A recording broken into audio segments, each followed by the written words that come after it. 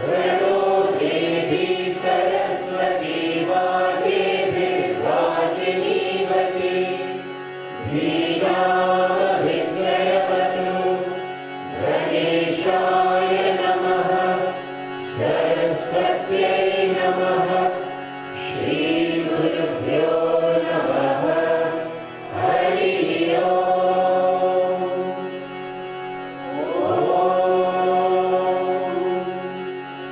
शान्ति शान्ति शान्तिः।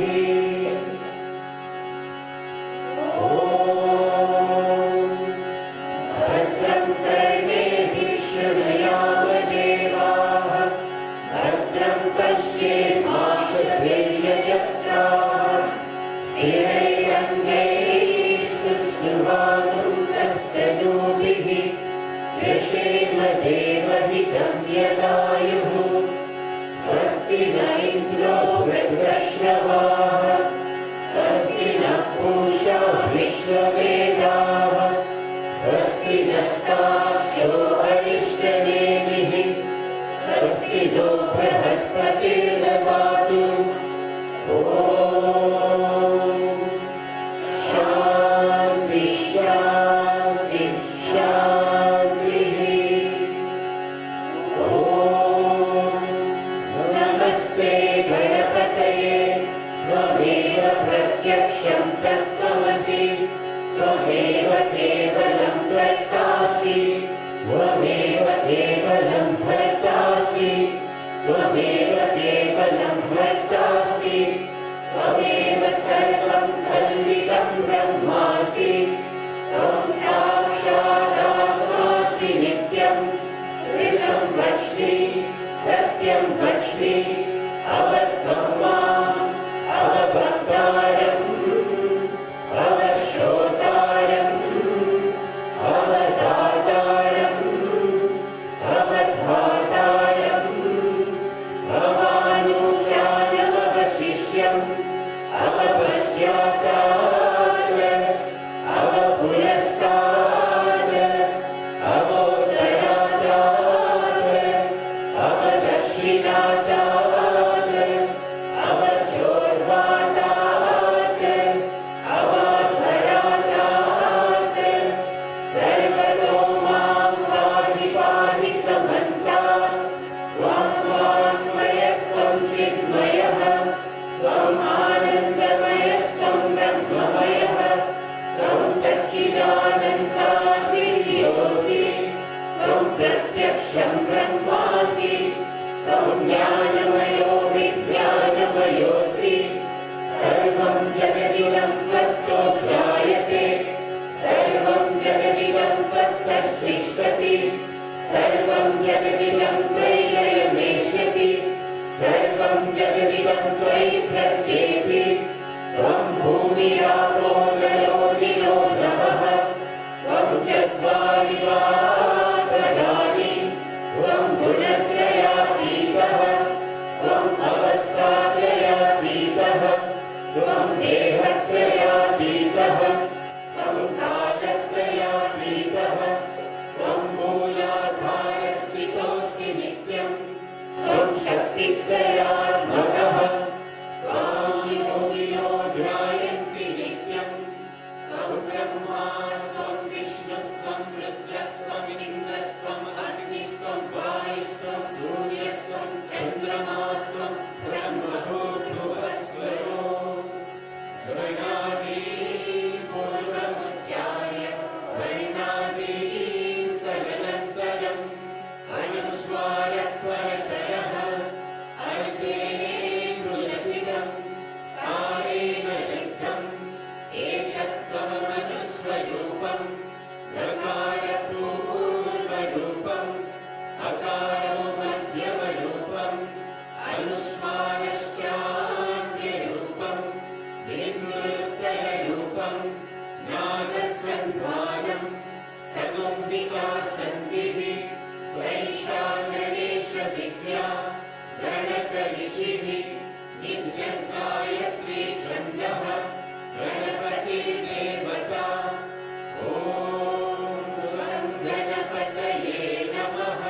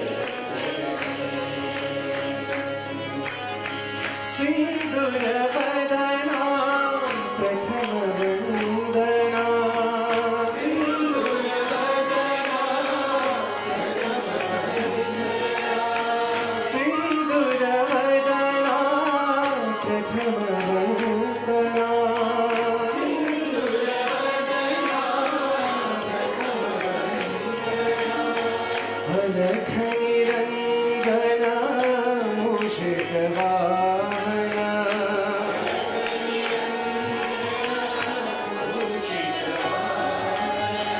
अलख निरंजन मूषिक वाहन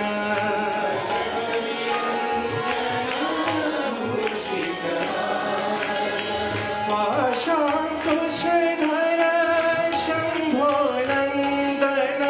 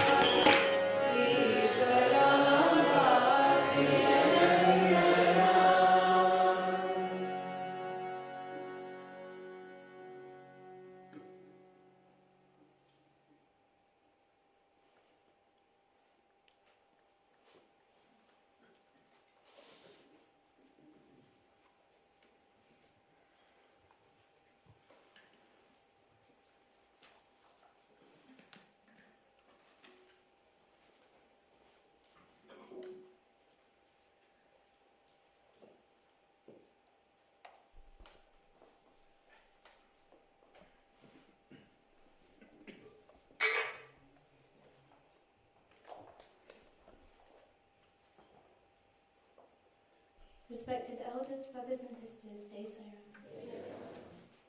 Following various talks across the UK, including the National Retreat last weekend in Leicester, but also in Manchester, Edinburgh, Merton and Mill Hill most recently as just a few examples, we are most fortunate today to welcome Dr. Amey Deshpande and his wife, Sister Babita, to Region 2 and to Harrow West Side Centre. Dr. Amey Deshpande hails from Maharashtra, and was a student of the Sri Sathya Sai Primary School, Prashanthi Nilayam, from 1990 to 1993. He acquired his bachelor's degree in commerce from Bangalore University. He then pursued chartered accountancy. He has worked briefly with Hewlett Packard in a financial services centre, Bangalore. During this time, he was a member of the Vrindavan Bhajan group and also Vrindavan Sevadal. In 2003, he enrolled for the MBA Finance program at the Sri Sathya Sai Institute of Higher Learning. Thereafter, at Bhagavan's behest, he registered for the Masters of Philosophy program in 2006 and was awarded the gold medal in 2007 for distinction. He completed his doctoral studies in 2016 in the area of corporate strategy from the Department of Management and Commerce, Prashanthi Nilayam. During this period, he also taught the students of the MBA program subjects including strategic management, corporate financial strategy, management control systems, and the awareness program. He deemed it a privilege to be a member of the Prashanthi Bhajan group. He has sung in the Divine Presence in the music programs and cultural presentations put up by the Sri Sathya Sai Institute of Higher Learning. In 2017, the Sri Sathya Sai Centre for Human Values was established in Prashanthi Nilayam under the auspices of the Sri Sathya Sai Central Trust. It has been mandated to carry out research and training in the teachings of Bhagavan Baba. Dr. Amey works there as a resident fellow. He is now involved in developing and conducting training programs in Swami's teachings, including for genres of professionals and organisation office bearers.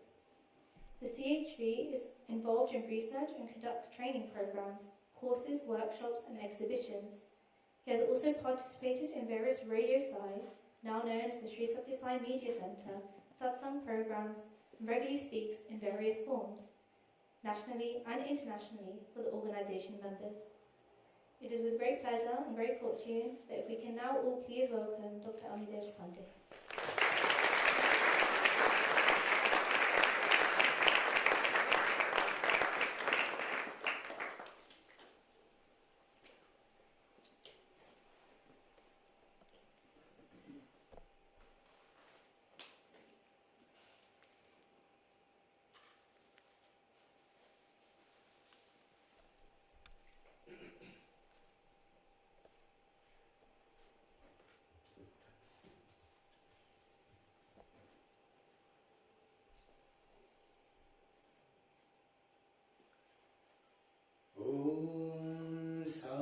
ईश्वराय विद्महे सत्यदेवाय धीमहि तन्नः सर्वः प्रचोदयात्।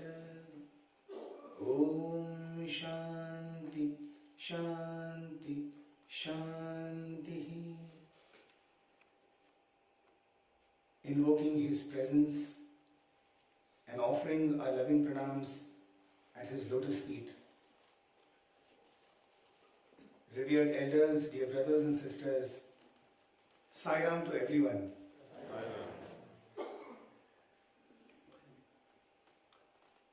Having seen so many centers around London and around UK, I must say that this is the most,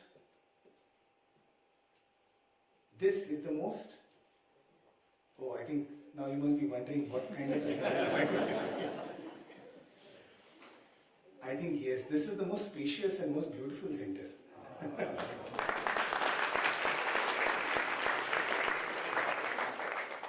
Of course, I have said this in all centers. Because wherever you see, the word center itself is such a beautiful word, no? Because where Swami becomes the center, so it has to be beautiful. There are so many faces that I have seen now, multiple satsangs, and that makes me very nervous because I have no idea what more I can share. However, he will inspire and he will speak and he will only listen. And hopefully he will enjoy. My mind goes back to the year 2004, and it was the precincts of Vrindavan, Swami's residence near Bangalore. And it was the year when Swami had chosen to take upon himself the injury of the shoulder. 2003 was when he had chosen to take upon the hip injury, and 2004 was when he had taken up the shoulder injury. And so we were all in Vrindavan, and Swami wouldn't come out for darshan. He was recuperating inside. But there were 9 students who were selected to go inside every day under the pretext of cleaning Vrindavan. That is, they were all, some of them were kind of chosen, and they would go inside Vrindavan, 4 of them from Prashanti Nilayam and 5 of them from Vrindavan campus. And they were first asked to come in to clean up, to help clean up the various rooms. Of course, the cleaning got over in a day or two, and for the next 45 days, they just enjoyed being in Swami's company. How incredible, isn't it? And so what we would do, the few unfortunate ones, or rather the large unfortunate ones, would be that in the evening we would wait for these brothers to come out, and they would give us an account of what is going on inside. So we would typically ask them, how is Swami, what is he doing, what was the topic for discussion today, etc., etc. Right? So we would only get an opportunity to know what Swami was doing through these brothers. Now you can imagine how lucky these brothers were, right? The only 9 boys who were allowed to go inside every morning, have breakfast, have lunch, have dinner with Swami, and come out and then talk to a bunch of us, about what's going on.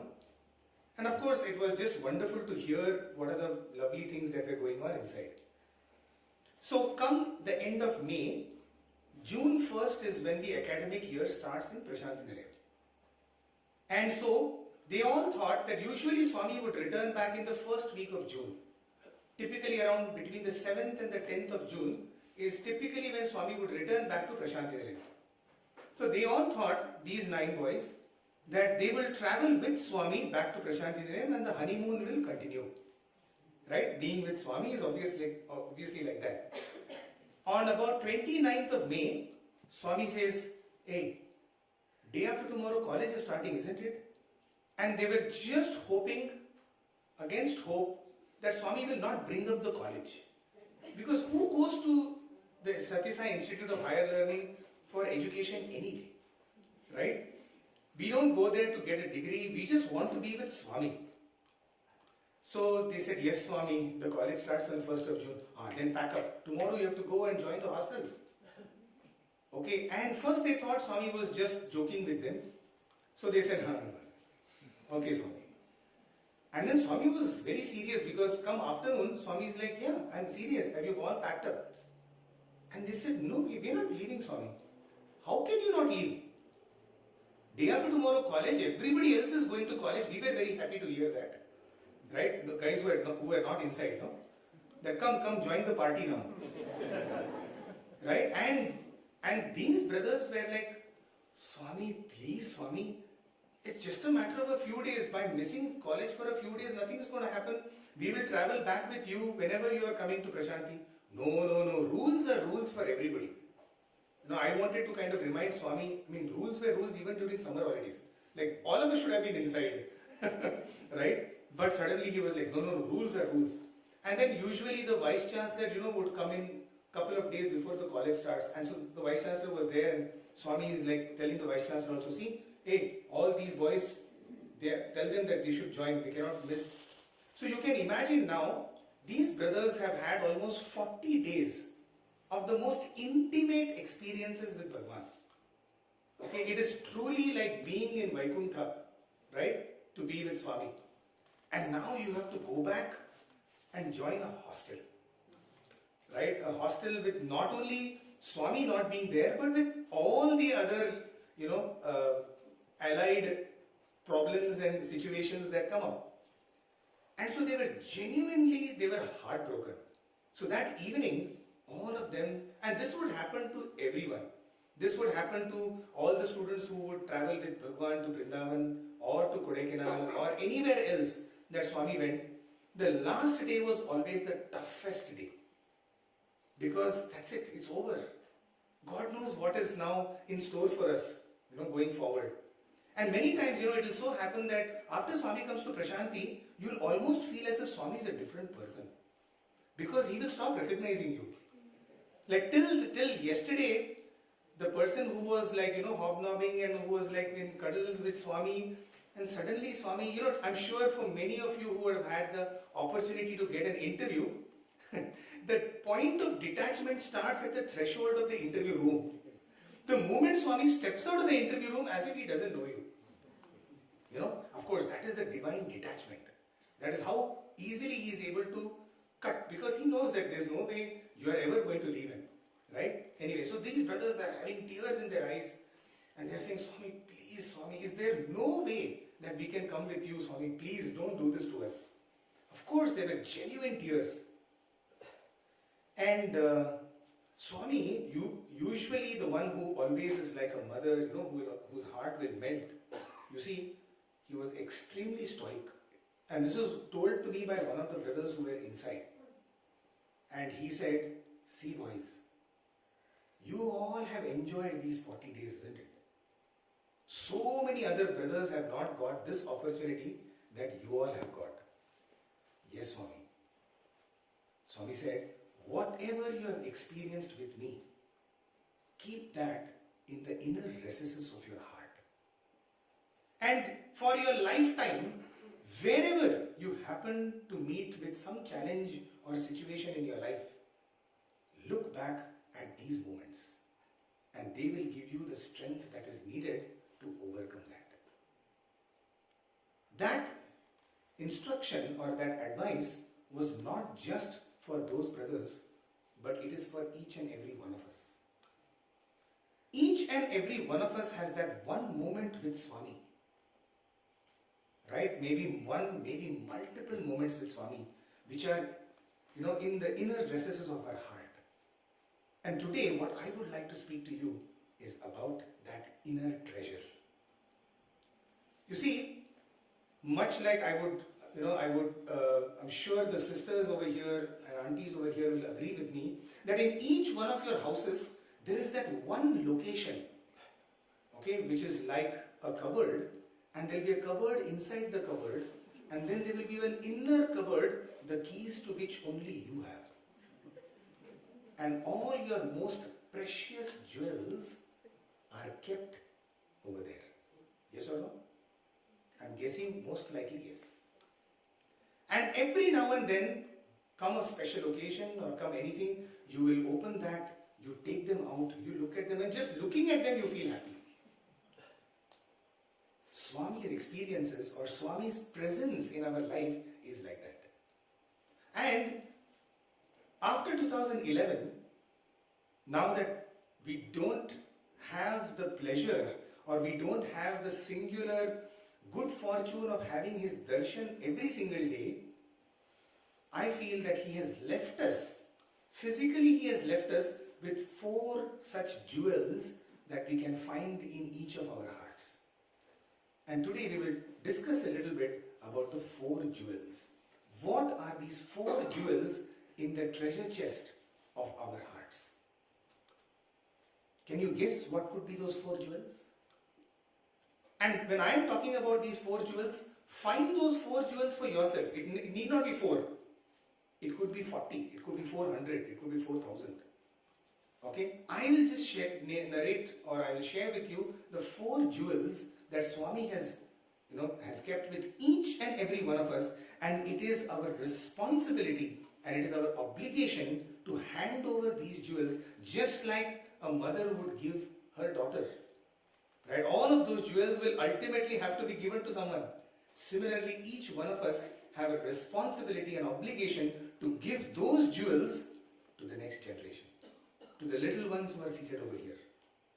Right? It is those jewels which will help us and help them connect with Swami the way we have connected. So let me talk about these 4 jewels.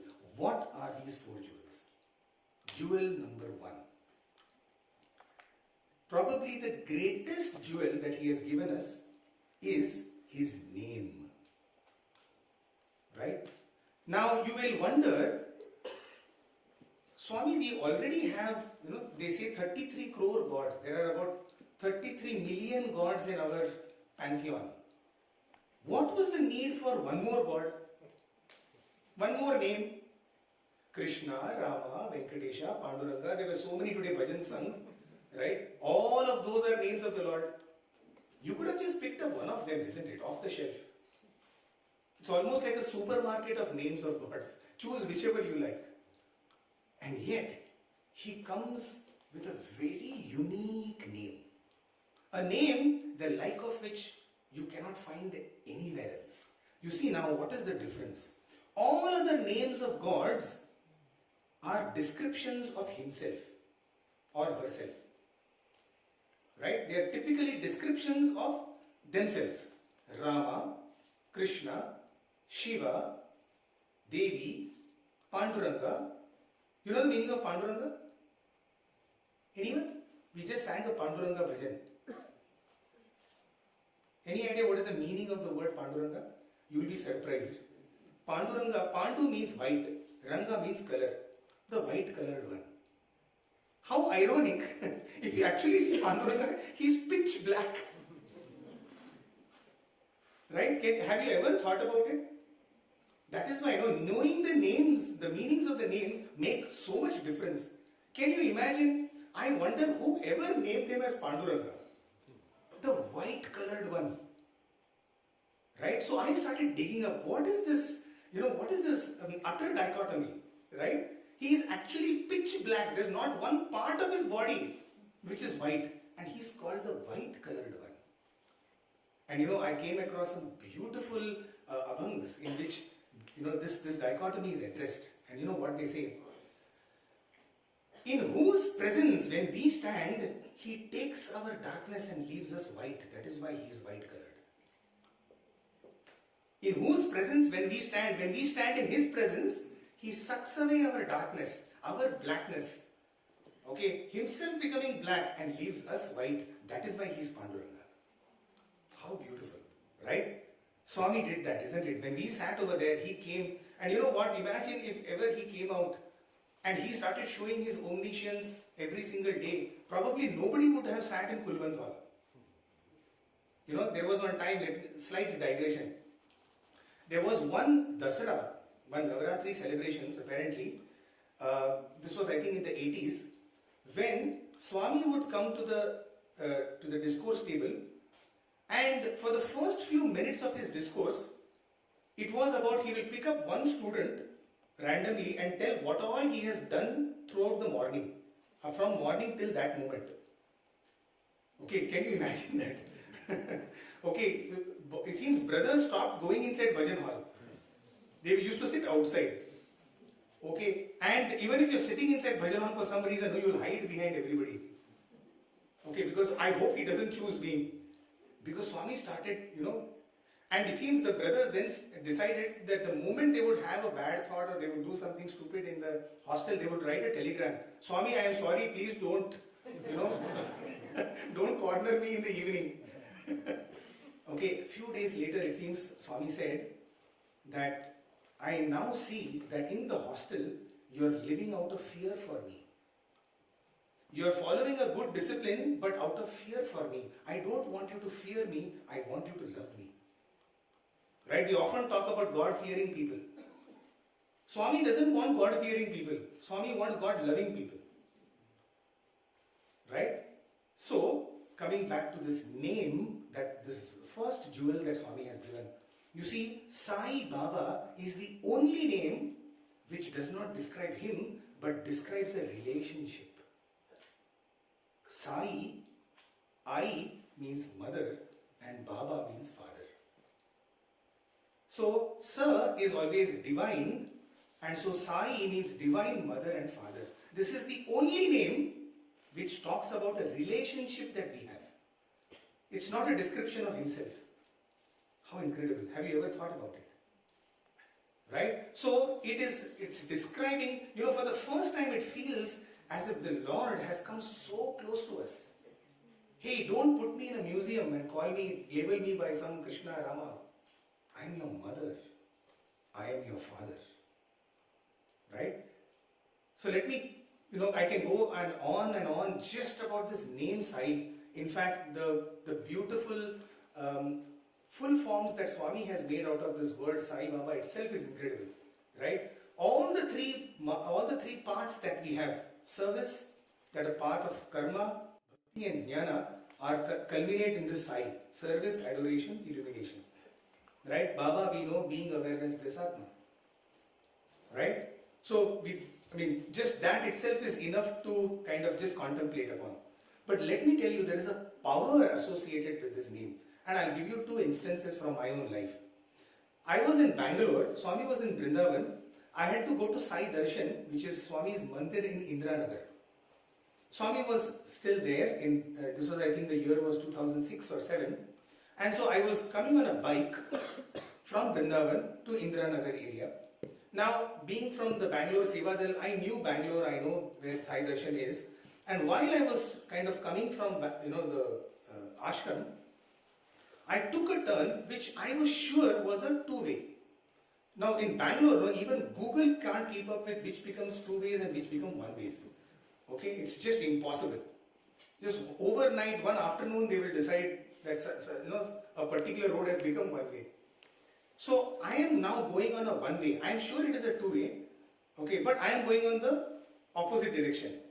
And all the vehicles that are coming opposite to me, they are honking me and they are flashing me, saying, and couple of them are even saying like something like this, So I'm like wondering what happened, why are they so annoyed with me going just on the right side of the road. Okay, what they were actually telling me is that there is a police there. Okay, stopping, catching people for this. I didn't know, I just went straight into the police. Okay, and that guy, come brother, come. Okay, and the first thing they do, in India, if you ever get caught, they will take the key. That's all. After that, now wait, you can't go anywhere. Key is in their hands.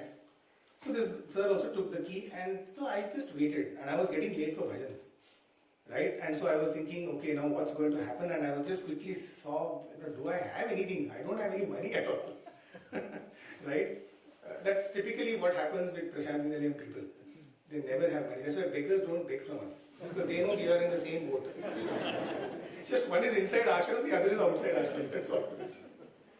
So I was thinking, okay, what's going to happen now? Okay, anyway. So this guy comes and says, what? Where are you going? And what is, means what have you studied? He asked me basically, because they will always know what they will do. Before they fine you, they will humiliate you. Okay, so what have you studied? So if you say something like MBA, literate fellow, gone to college, still no brains, can't read the board, that kind of a thing. You will feel like, oh, just get out of the situation kind of thing. So he started that. So I said, look, I am really sorry. The last time I came over here, this was a two-way. Okay, and now I don't know when it has become, I'm coming after a long time. Where are you? Now where are you? I said, I am from Puttaparthi. Okay, I am coming from Sathya Sai Baba's ashram. I am going to Sai Darshan for bhajans. The moment he hears this, you are Sai Baba student? So I said, yes. Sai Baba is there in Vrindavan now? I said, yes. When does he give darshan? He starts asking me the entire routine of what Swami does. And I was just taken completely aback. This man, he said, sir, anyone can come for darshan, sir. Baba will speak to me. I said, of course he will speak to you. And he starts asking me about Swami. And we have like a mini satsang for 5 minutes. And then he says, take your key. You go. That day, I got to know the power of Sai. Just associating yourself with Sai has such power. Right? Let me give you another instance. I was traveling from Bangalore to my home country, where my parents used to stay in Abu Dhabi. And my father had booked the ticket. It was an early morning flight or late night flight, something like 2-3 o'clock in the morning. And so I traveled from Prashanti. I had reached the Bangalore airport, and it is now roughly probably about 11:30 or so at night. I have gone to check in, and this man says, he looks at the ticket and he says, show me the credit card with which this ticket was bought. So I said, I'm sorry, I don't have the credit card. It's done by my father. He says, you don't have the credit card? Do you have a copy of the credit card? I said, no, I don't have. I don't know this. This is a new rule. He said, look at the ticket. And so he showed me, written in those ant size words, conditions. In that, he has shown me over there, you're supposed to carry either the credit card or the copy of the credit card. I said, boss, I have no clue. So he says, I'm sorry, you can't travel. I first thought it was a joke. I mean, I have paid for the damn ticket. How can you tell me I'm not going to travel? And he said, sir, you please step out of the line. So I stood for some time. Somebody else, some others, they checked in. Okay, and he looks at me and says, sir, I'm telling you, don't stand here and waste my time. You go. And you will not be boarded. I said, but I have a legitimate ticket here. He said, no, sir, now the rules are very strict. Apparently, people wanted to know who is booking and, so many because of all the other negative activities going on. They wanted to know the identity of the person who's traveling, especially who's paying for the ticket. So I said, look, at best I can call up my father and you can speak to him. He said, okay, try calling. So I called up my father and he's sleeping. Okay, because it's like 12 o'clock. Though Abu Dhabi is only 1.5 hours behind. And so now I am completely lost. So I'm now thinking, immediately my mind starts working, okay, how to get back to Parthi now? Because now I'm in Bangalore, in the middle of the night. So I'm thinking the first bus is at 9 o'clock. So somehow, kill time till 9 o'clock, then reach Bangalore and head back and forget the trip. And so I'm just standing over there, and he looks at me, then he feels bad for me. So he says, what happened, sir? You want money to go back, to Bangalore? He said, look, I'm not from Bangalore, I'm coming from Puttaparthi. So I'm just figuring out how to go back to Puttaparthi, which is roughly about 160 kilometers from here. Immediately he says, Sai Baba. Okay, and I said, yes. You are a student of Sai Baba? And I say, yes. Do you have ID card that you are a student? I said, sir, I've got an ID card. Don't worry, I will call my manager. He'll put you through. So first I thought it was a joke. Okay, means I didn't know that Sai Baba ID card was something useful to get onto a flight. It's usually something which even at Ganesh Gate in Prashant Inlet it's useless. Okay, suddenly now it's useful to me to get onto a flight. And he calls the manager.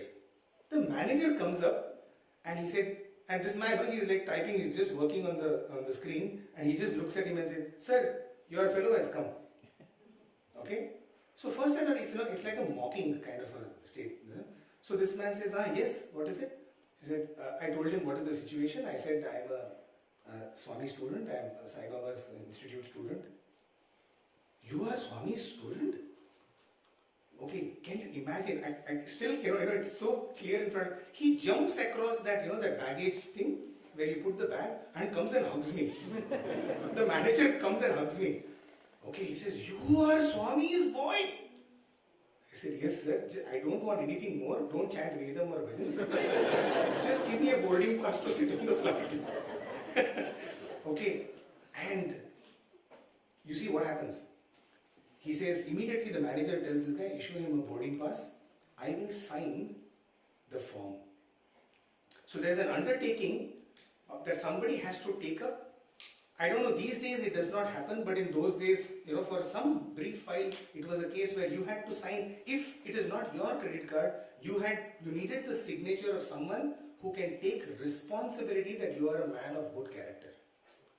That you will not do something hanky-panky. Okay, this man said, I will sign. And then he starts saying, sir, every time Swami goes to Kodaikanal, he flies from here. I am the person who drops him in Madurai or in Coimbatore. He was the airport manager who travels with Swami every year. Okay, so then he starts asking, were you there? Were you there on, I have never seen him. I just said, sir, yes, on 2005. I know you. Whatever. Okay, you see the power of God's name.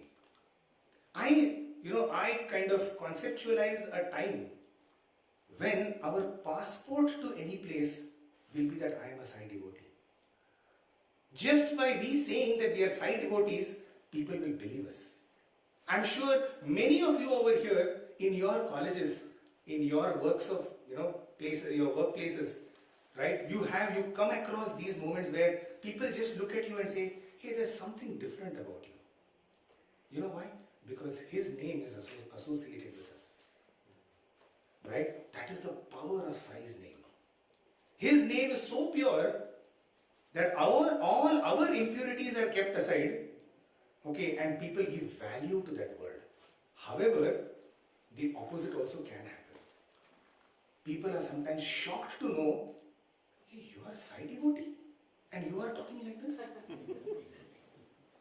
No? And here I would like to tell you an instance that most of you probably will know. When on the way to Kodaikanal, Swami would often sit in his car and there would be the bus, the students' bus. This was before 2001 till Swami started flying to Madurai. Otherwise, there was Swami's all the way from Vrindavan to Kodaikanal. Swami would travel on road. So there are several cities that Swami will go, city after city, and he will finally reach Kodaikanal. So there are times when Swami's, the students' bus will be kind of following Swami, and there would be times you would have seen actually pictures of Swami sitting in a bus with students around. That was the Kodaikanal bus.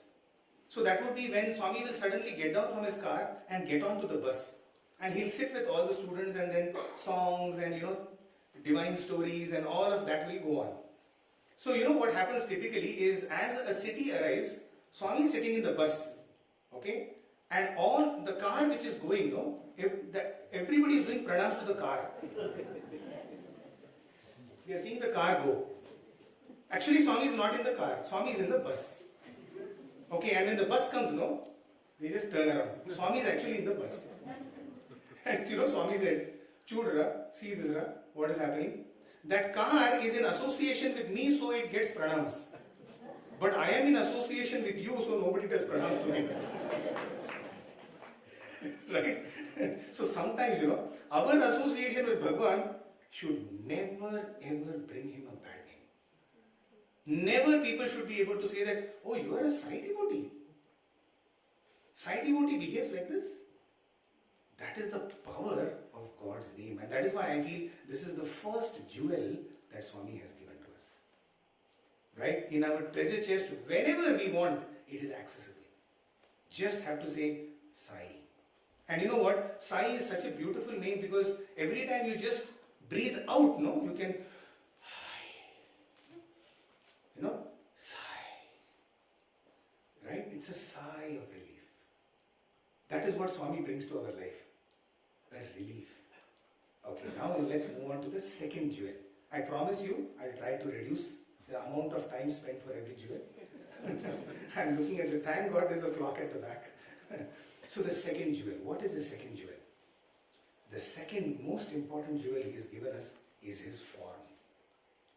Swami's form is the greatest treasure that we have with us. Several times Swami would tell us, in fact, and it's so beautiful that this picture has been put up, because just look at every moment, and I'll tell you one thing, something which is very unique to this form. Swami himself once revealed. Swami said, this is the only form in which between the two eyes, you see there is a bridge, there's a sudden depth, it goes very deep. You see Swami's, see any picture of Swami. Right? You see between his two eyes, it goes very deep suddenly. Swami said, this is very unique. Nobody else has this. Less than 1% people in the world have this feature. Just statistically speaking. Swami said, nobody else has this. Swami said, focus on this while meditating. That's good enough. For our meditation, if you are just able to focus on that, amongst all the forms of meditation, you see, none of the masters will ever tell you to meditate on themselves. You look at Ramakrishna Paramahamsa, you look at Ramana Maharshi, you look at any other master worth the salt. They will never tell you, meditate upon me. They will always give you another form. There is only one category of people. Of course, it's not people, but there is only one category on which you can meditate, and that is the avatar.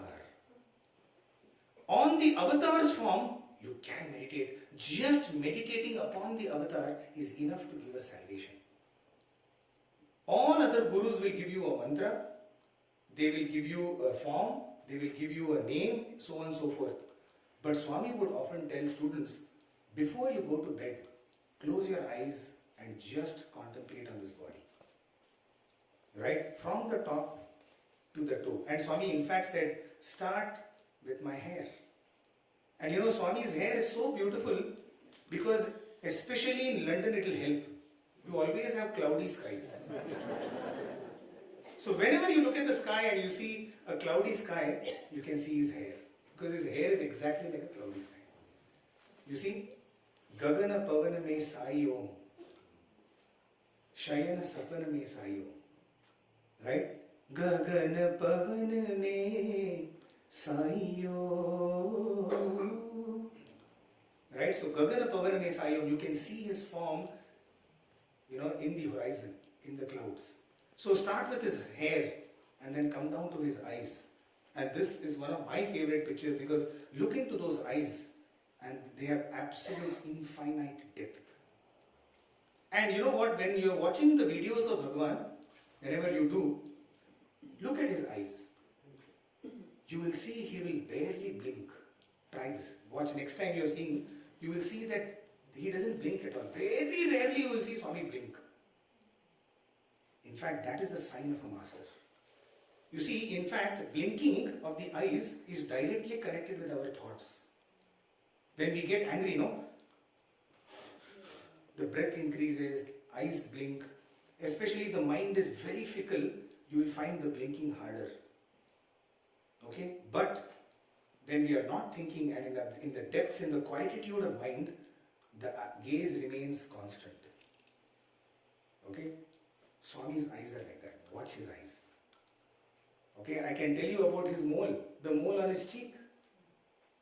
Right? And we can go on and on about just his form. And Swami would say, focus on all of this and after here, go straight to the feet. Because there's nothing else. In between is just a flame. Right? It's a beautiful orange flame. And then straight go to his feet. Right? Look at this picture of Bhagavan. I don't know whether, I'm sure many of you must have noticed. There are two things happening in this. You see, the right hand is giving Abhayastha. Actually, he's putting Bhajan Talam, but it has been clicked when the hand is on top. Look at the other hand, it is pointing to his feet. See his finger, where it is saying? He's saying, hello, here, focus here. Because his very first bhajan was Manasa Bhajare Guru Charana. O mind, contemplate on the feet of the master. Right? So, the second jewel that we have, and of course we can go on and on about Swami's form itself, but the second jewel we have is his form. The third jewel, what is the third jewel that Swami has given us?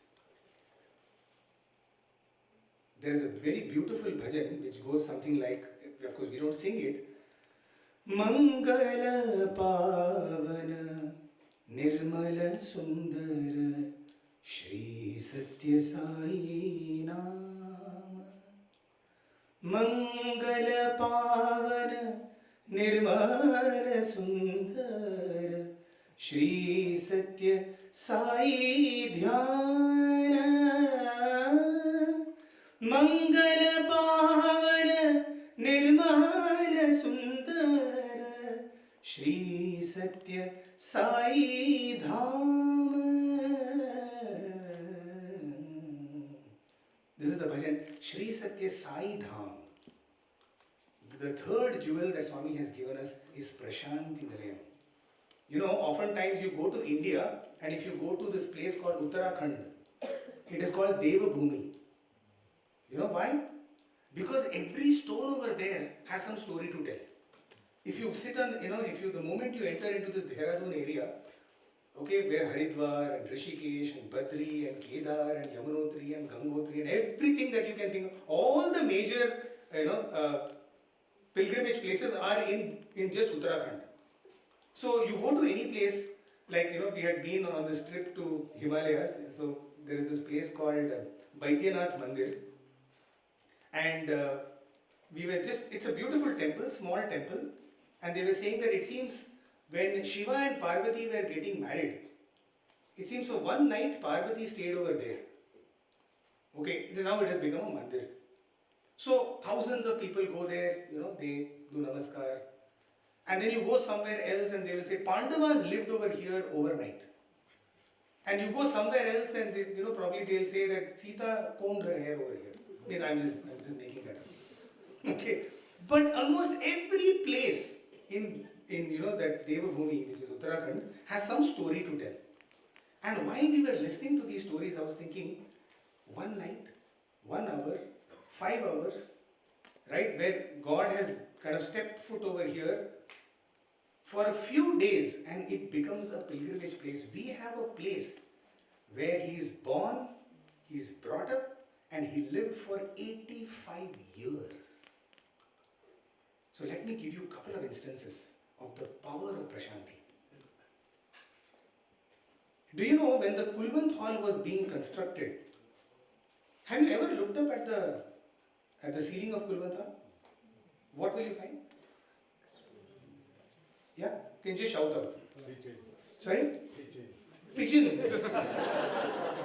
Not necessarily the best things to look up to, especially because they are dropping down something. Green and gold. Green and gold. Glass? Okay, in the middle you find some fiber. Yeah, that's true. Glass is also there. But in the Kulwant Hall, where majority of people said it's green and gold. Do you know the story of this green and gold? So, you will find that usually Bhagwan's buildings, all Swami's buildings are basically painted with 3 colors. Beige, pink and blue. This is the standard colors. From a mile, you will be able to identify a Swami building just by looking at the colors of the building. Okay? Whether it's his institutes, whether it's the hospitals, anything, right? There are always these 3 colors. So they thought when the painting of the Kulwant Hall was going on, they thought that Swami will choose one of these colors. So they had gone with the palettes which Swami likes. It's the sky blue, so on and so forth. And Swami said, paint it green. Out of the blue. It is a color that you don't find anywhere. Okay, green color. So, the engineers were kind of, Swami, green? Yes, green color. And Swami selected the emerald green color. Okay, and so then they started painting, and so the painting would go on. And it was blissful days in 95, 96 when the painters would be painting and Swami will come for darshan. So the moment Swami comes out for darshan, all these painters will come down and they'll stand over there. Swami will finish the darshan and then they will go back and start painting. So one of the days when one of the painters had come down, Swami materializes an emerald ring for him and puts it in his hand. And then Swami tells, I won't be able to give an emerald ring to every devotee. Therefore, I have decided to paint the whole Kulwant Hall into green and gold. Because this gold, this emerald or this green color is my protection and your prosperity. This is for your protection and your prosperity. Swami said, I will paint the whole Kulwant Hall itself. So you step into Kulwant Hall, you step into Prashanti Nilayam, and you will have his protection and our prosperity. Yoga Kshemam Vahamyam. Ananyas Chintayanto Mam Yejana Paryupasate Tesham Nityabhiyuktanam Yoga Kshemam Vahamyam. This is one of the promises that Lord Krishna gives in Bhagavad Gita. He says, I will look after your Yoga Kshema, which means I look after your welfare. Right? Just imagine what Swami did for us. Look at Prashanti Nilayam, once again the only sanctum in the whole world where the Lord is not inside some dimly lit place. Right? In every other temple, the whole idea of allowing you into the temple is to throw you out as soon as possible. Right? You get into the temple only to be pushed out. Go fast. Imagine Prashanti Nilayam is the only temple in the world where we are expected to sit for at least 1.5 hours. The only sanctum. No other sanctum in the world allows you to sit in the sanctum sanctorum for 1.5 hours. At least. Morning and evening. Okay, I'll tell you another beautiful thing. Two more beautiful things. When there was once a drama being put up by the Vrindavan campus. It was a drama on Shirdi Baba. And after many, many years, this drama was being put up. And in that, one of the last scenes was Shirdi Baba's passing away.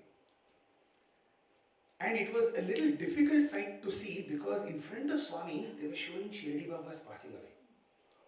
And just when that scene started, Swami stopped the drama and he went inside.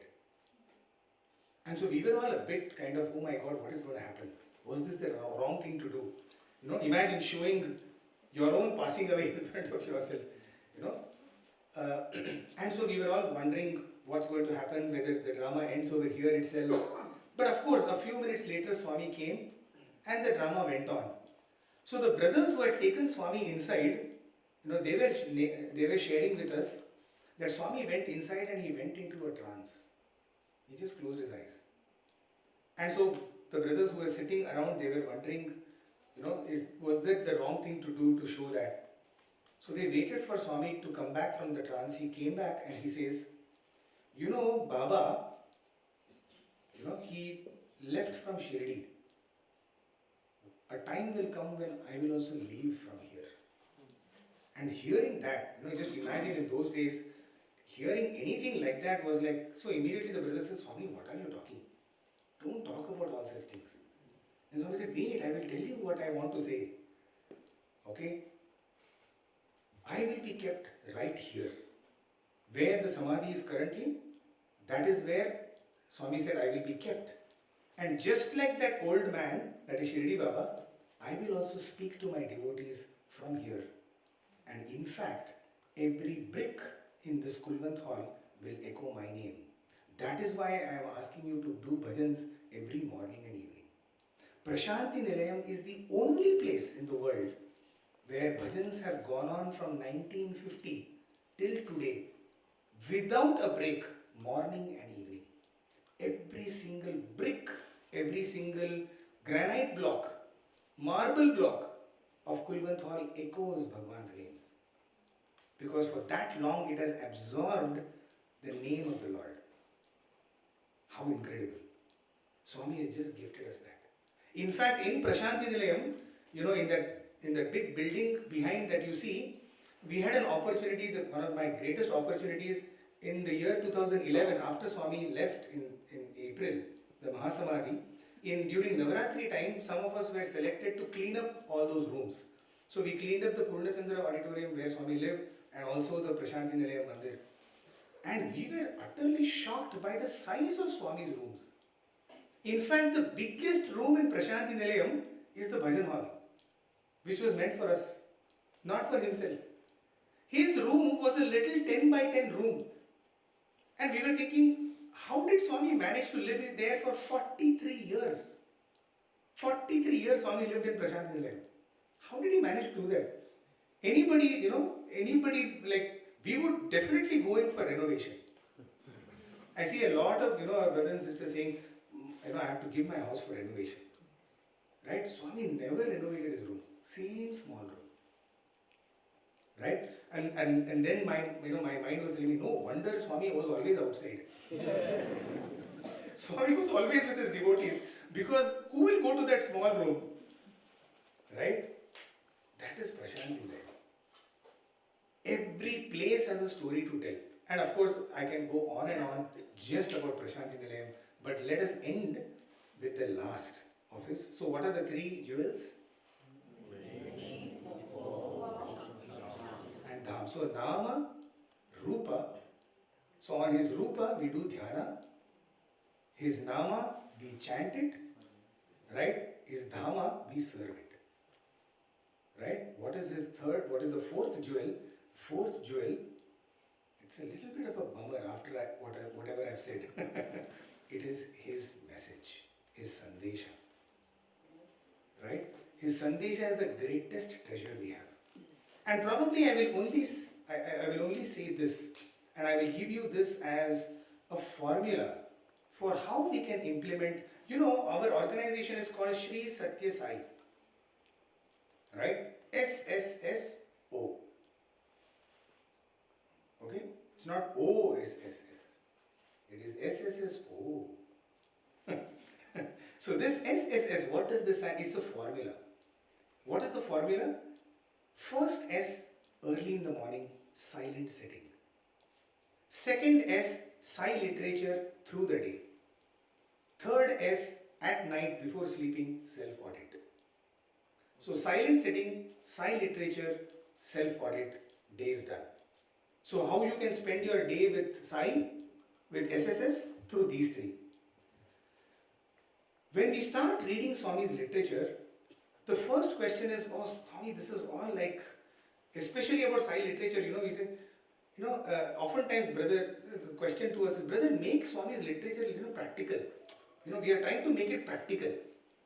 It is like saying, we believe that Swami is God, Brahmanda Nayaka Baba, Chand aur Suraj tumne banaye, Nadiya Sagar tumne banaye, Ayodhya Nagari tumne बनाई, लेकिन बनाने के बाद उसको चलाना कैसा है तुम जानते नहीं है. Means you made everything, having created the world, now you have no clue how to run the world. Ask us, we are living in the world. When you say that Swami's teachings are not practical, it is like saying that Swami, we know you created the world, but you have no idea how to run the world. Is that not a logical fallacy? Is that not stupidity on our part? So, to say that Swami's teachings are not practical, I feel is I think it's the greatest insult we can give to Swami. When we say we should make Swami's teachings practical, he is the most practical person. Why? Because he created this place. He created our minds. He knows exactly how our minds work. Right? So the first thing is, let us get this out of our mind that Swami's literature is not practical. It is the only practical thing. Everything else is impractical. Whatever we go through life, that is impractical. The way our minds work, that is impractical. Right? So how can we implement in just 5 steps? It is on Pancha Sutra. It's a 5-step formula that we can do. And everybody can do this without fail. Start the morning, every morning, whatever time you're going to get up, spend 5 minutes just contemplating on yourself. Give yourself 5 minutes. Right? For 5 minutes, the moment you wake up, these days, automatically our hands go to the phone. Okay, as if we are presidents and prime ministers of the country. Some, our nuclear decisions are going to depend on us. No.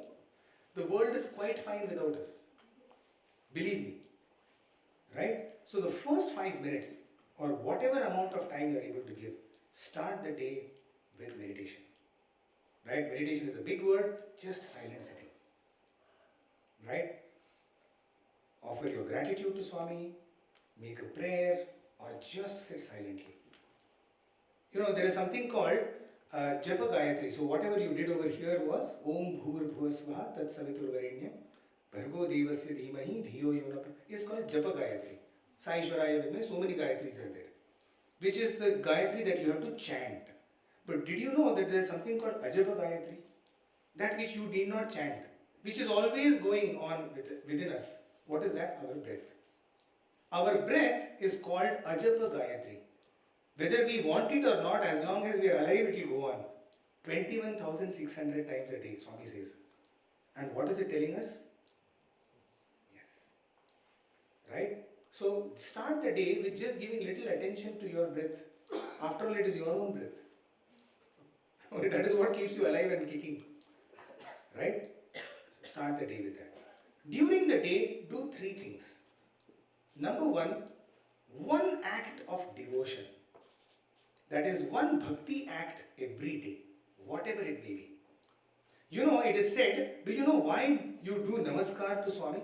Why do we go down on our knees and put our head? There is a very beautiful explanation for that.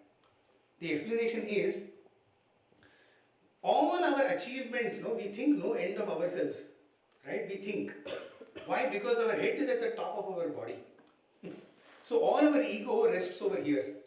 But when we bend down in supplication, for a moment, for that moment of supplication, our head goes below our heart. For that moment, our heart becomes primary and our head becomes secondary.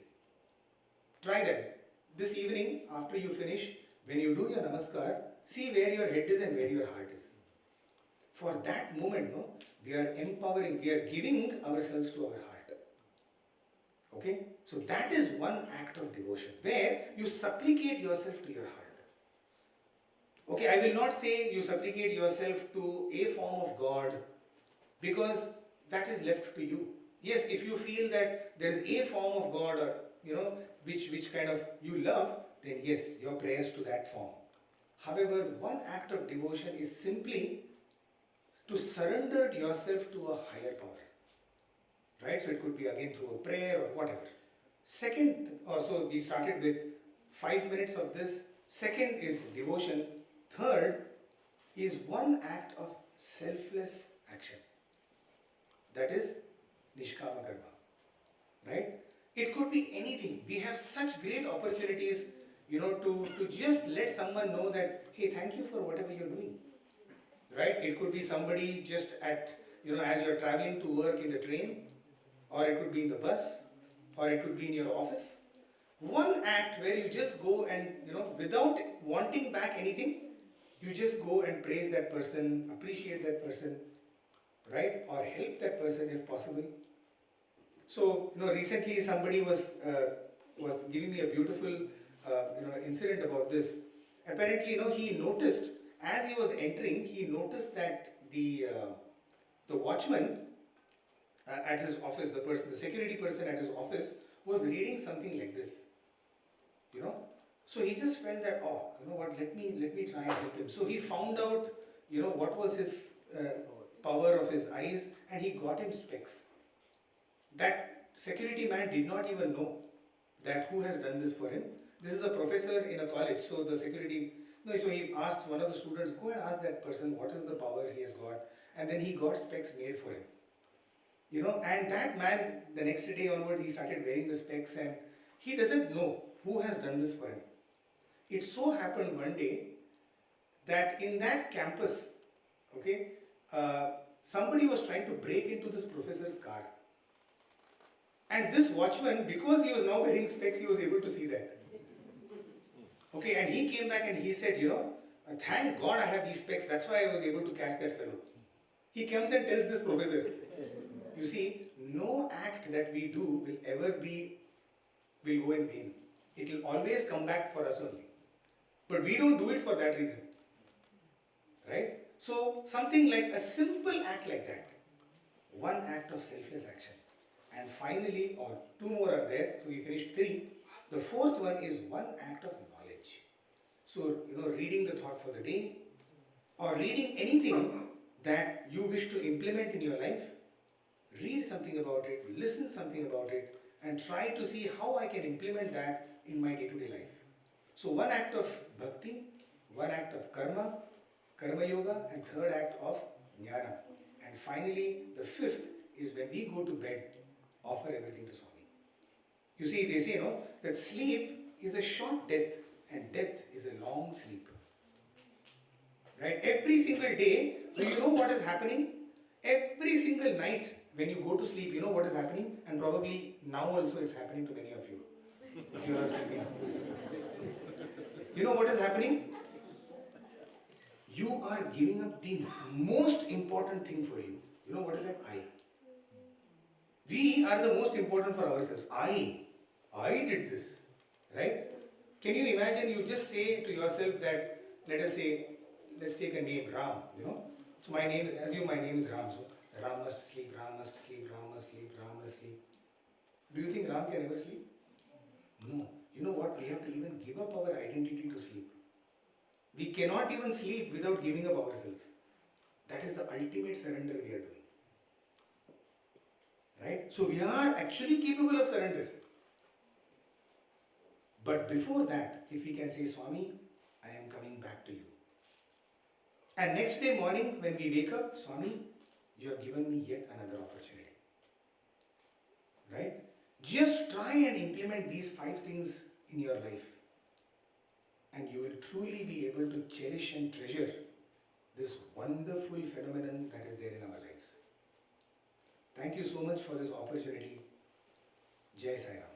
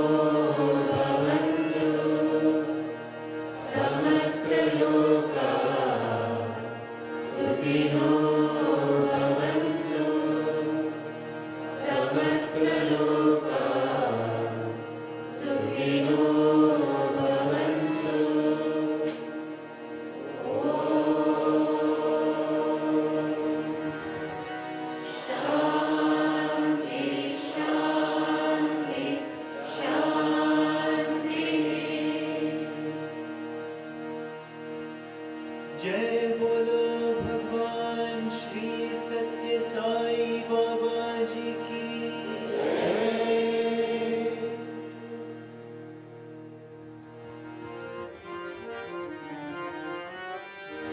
परमं पवित्रं भावाविभूतिं परमं विचित्रं लीलाविभूतिं परमं पवित्रं भावाविभूतिं परमं विचित्रं लीलाविभूतिं परमादेशार्थमोक्षार्थदायिनं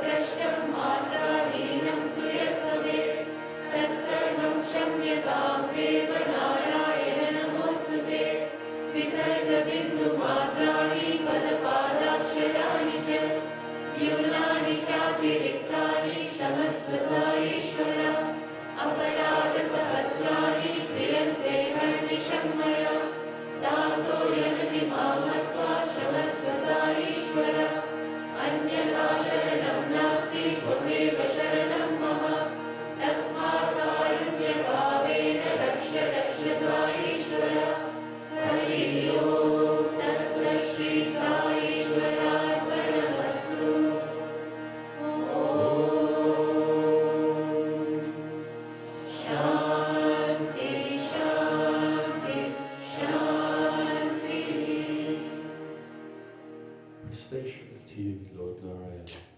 Forgive me for all the mistakes in letter or phrase or for any phonetic aberration that may have occurred in my chanting. Forgive me, O Lord Sai, for any defect in my pause, intonation or pronunciation of alphabet, word or phrase, and any other mistake. O Lord Sai, considering me as your servant, forgive the thousands of errors committed by me during the day or night. You are my only refuge, for there is no one else. Therefore, O Lord Sai, protect me compassionately. Hari is all, and that is the truth. I offer all this to Lord Sai. May there be peace to the body, mind, and the soul.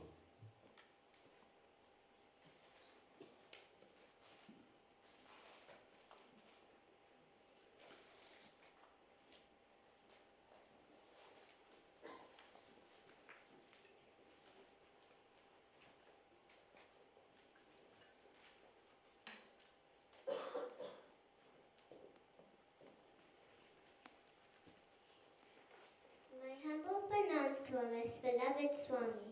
Respected elders,